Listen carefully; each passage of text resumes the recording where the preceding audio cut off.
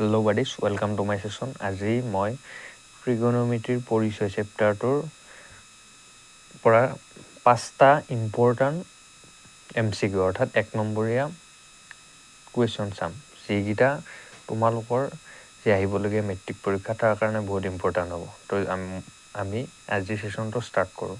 তো ফাৰ্ষ্ট কুৱেশ্যনটো কি দিয়া আছে, যদি এ আৰু বি দুটা পূৰক কোণ তেন্তে তলৰ কোণটো সত্য হ'ব। তো আমাক প্ৰশ্নটোত কৈ দিছে এ আৰু বি দুটা পূৰক কোণ। পূৰক কোণ মানে কি কোণ? যিবিলাক কোণৰ যোগ কৰিলে 90 ডিগ্ৰী পোৱা যায়। অৰ্থাৎ এ আৰু বি এই দুটা কোণ যোগ কৰিলে আমি কিমান পাম? 90 ডিগ্ৰী। এইটো কি বুলি কয়? পূৰক কোণ বুলি কয়।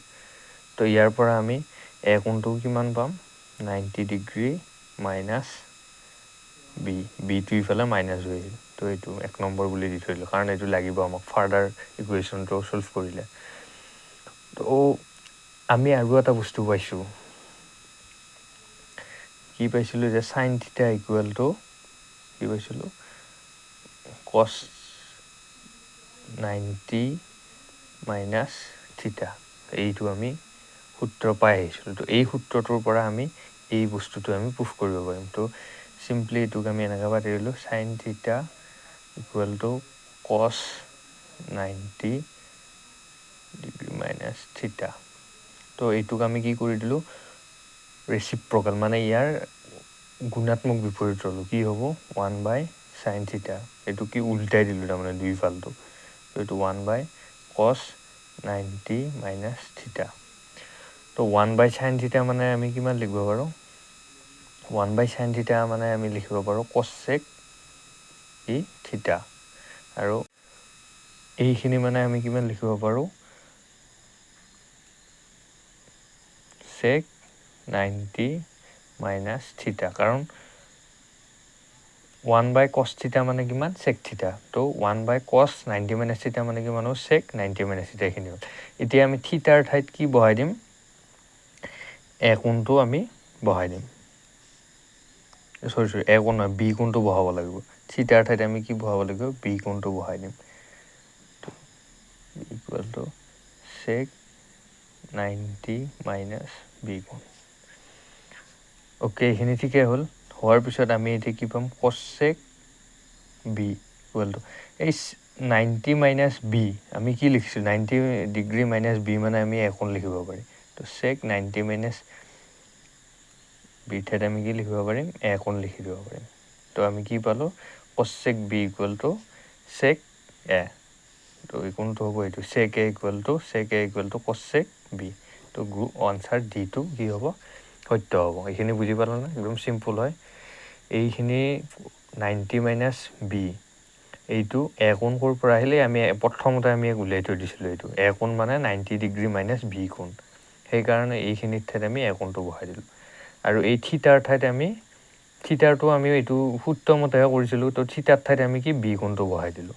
যদি আমি থিটাৰ ঠাইত এ কোণটো বহাই দিওঁ, তেতিয়া আমাক কি ধৰিব লাগিব? ইয়াত আমি বি কোণটো উলিয়াই ল'ব লাগিছিল। বুজি পাইছে না? তো এইটোৱে কুৱেশ্যনটো যিটো সুধিছে সেইমতে আমি এনচাৰটো ছল্ভ কৰিব লাগিব। নেক্সট যিটো কুৱেশ্যন, সেই কুৱেশ্যনটোত আমাক কি দি আছে?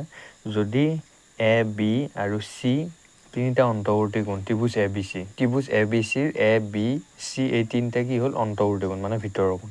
তেন্তে আমি কি দেখুৱাব লাগে? যে sine B plus C by 2 এইটো কিমান? এই তলৰ কোণটোৰ সমান হ'ব। তো এইটো একদম চিম্পুল কুৱেশ্যন। আগৰ যিটো মেথড আছিল সেই মেথডটোতে আমি ইয়াক কৰি কেনে উলিয়াব পাৰোঁ।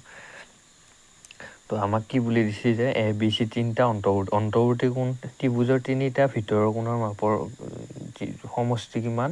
সদায় 180 ডিগ্ৰী। বুজিছে না?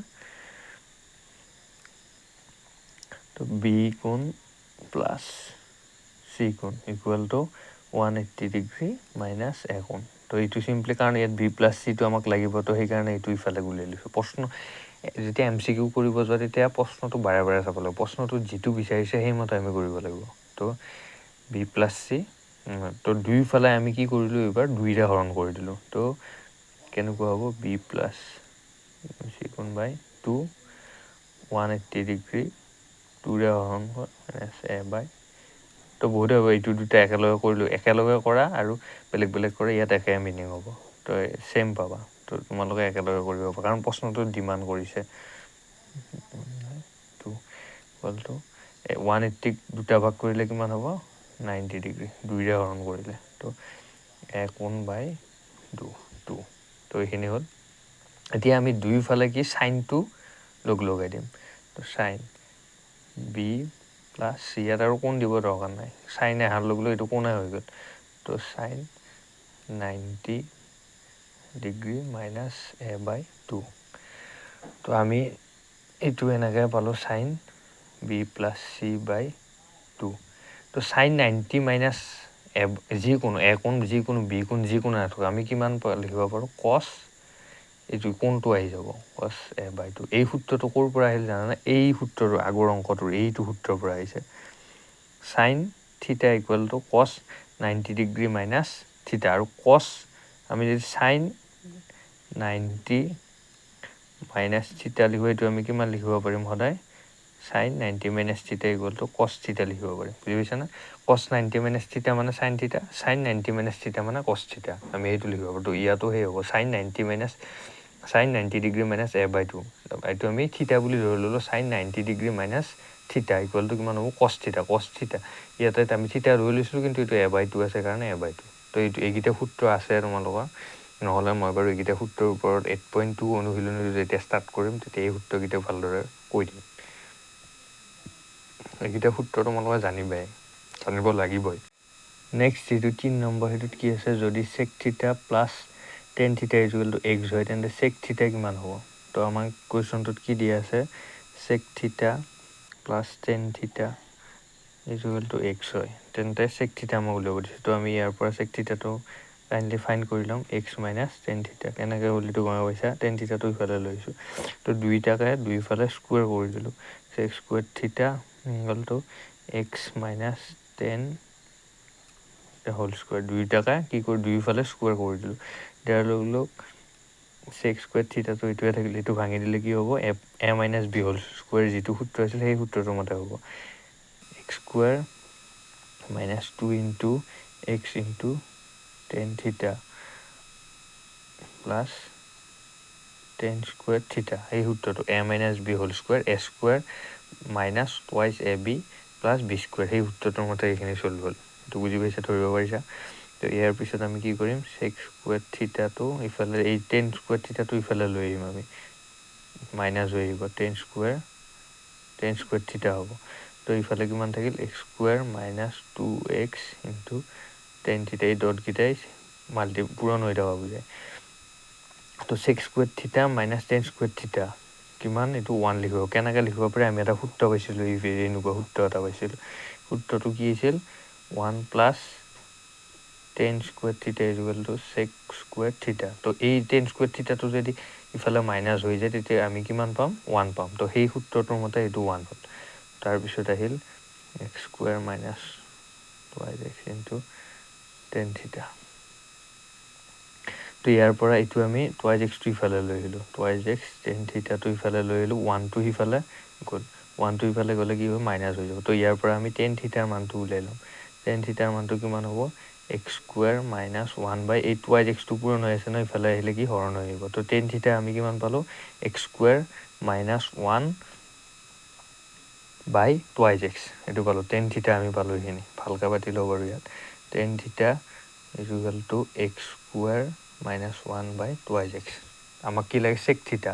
তো এই সূত্ৰটোৰ মতে আমি চেক থিটাটো এইখিনি চেক থিটা মানে কিমান আছিল, চেক থিটা মানে কিমান আছিল এক্স মাইনাছ টেন থিটা। তো ইয়াৰ পৰা আমি এক্সৰ জেগাত এক্স বহালোঁ, টেন থিটাৰ মানটো কিমান পাইছিলোঁ আমি x square minus 1 twice x. তো এইখিনি চল্ভ কৰিম, এই দুইটাৰে লসাগু কিমান হ'ব টুৱাইছ এক্সে হ'ব, এই দুটা এইটোৰ পৰা এইটো বিয়োগ কৰিলে কিমান পাম আমি টুৱাইছ এক্স স্কুৱেৰ হ'ব, এক্স স্কুৱেৰটো ইয়াত পূৰণ হৈ যাব। এইখিনি সাধাৰণ এইখিনি কি যোগ বিয়োগ ভগ্নাংকৰ, এইখিনি পাৰিবই লাগিব 10ত পঢ়া চলিয়ে। আৰু যদি নোৱাৰা কমেণ্টত কৈ দিব, মই এক্সট্ৰাকৈ এটা ভিডিঅ' বনাম ক্লাছ 6-7 অৰিয়েণ্টেশ্যনৰ ওপৰত, ইয়াৰ যিটো ভগ্নাংশৰ ওপৰত মই নেক্সট এটা ভিডিঅ' বনাম যদি বুজি পোৱা নাই। এইটো x স্কুৱেৰ মাইনাছ 1 এইখিনি চেমে থাকিব এইটো ইয়াৰ লগত মাল্টিপ্লাই হ'ব তো টুৱাইজ x স্কুৱেৰ দুটা আছে আৰু ইয়াত x স্কুৱেৰ এটা আছে টুৱাইজ x স্কুৱেৰৰ দুটাৰ পৰা x স্কুৱেৰ এটা বিগ গ'লে কিমান থাকিব x স্কুৱেৰ থাকিব 1 টুৱাইজ x তো আমি কিমান পালোঁ এইটো পালোঁ sec থিটা থিটা ইজ ইকুৱেল টু কিমান পালোঁ টুৱাইজ x স্কুৱেৰ মাইনাছ 1 বাই কিমান পালোঁ টুৱাইজ x তো এৰ কোনটো অ্যান্সাৰ হবো x স্কয়াৰ সৰি কিবা এটা ভুল হল ইয়াত এইখিনিত ব্ৰেকেটটো দিব ৰৈ গৈছিল মোৰ ইয়াতে ব্ৰেকেটটো আহি যাব কাৰণ এইটোৰ পৰা এই টোটালিখিনি বিয়োগ হৈ আছে যেতিয়া তোমালোকে চলকৰ যিবিলাক সমীকৰণ যোগ বিয়োগ কৰিবা তাতে ব্ৰেকেটটো বহুত গুৰুত্ব থাকে তো ব্ৰেকেটটো ভালদৰে চাই ল'বা ব্ৰেকেটটো যদি নিদিয়া বা ব্ৰেকেটটো ইউজ যদি ভালকৈ নকৰা তেনেহ'লে এনচাৰটো ভুল হোৱাৰ সম্ভাৱনা আছে যেনেকৈ মোৰ এইখিনি কেলকুলেশ্যনত ভুল হৈ গ'ল তো এই ব্ৰেকেটটো দিয়াৰ লগে লগে কি হ'ব এই ব্ৰেকেট এই মাইনাছটো ইয়াৰ লগত কি হৈ যাব মাইনাছ হৈ যাব তো এইটো টুৱাইজ x স্কুৱেৰ মাইনাছ কিমান হ'ব এইটো x স্কুৱেৰ এই মাইনাছটো আৰু এই মাইনাছৰ লগত পূৰণ হ'লে কিমান হ'ব প্লাছ হ'ব বুজি পাইছেনে এই মাইনাছটো প্ৰথমতে ইয়াৰ লগত পূৰণ হ'ল এইটো ইয়াত প্লাছ আছে ইয়াত মাইনাছ প্লাছে মাইনাছে মাইনাছটো এইটো মাইনাছ হৈ গ'ল নেক্সট মাইনাছটো ইয়াৰ লগত মাইনাছ ইনটু মাইনাছ কিমান হ'ব প্লাছ হ'ব তো এইখিনি যদি আমি সলভ কৰোঁ তেতিয়া আছলি চেক থিটাটো আমি কিমান পাম তো আছলি চেক থিটাটো পাম আমি এনেকুৱাকৈ টুৱাইজ x স্কুৱেৰ দুটা আছে এটা আছে তো টুৱাইজ x স্কুৱেৰৰ পৰা এটা x স্কুৱেৰ মাইনাছ গ'লে কিমান থাকিল দুটা x স্কুৱেৰৰ পৰা এটা x স্কুৱেৰ গ'লে x স্কুৱেৰ থাকিল প্লাছ 1 আৰু তলত কিমান থাকিল টুৱাইজ x তো আমি এইটো পালোঁ sec theta equal to x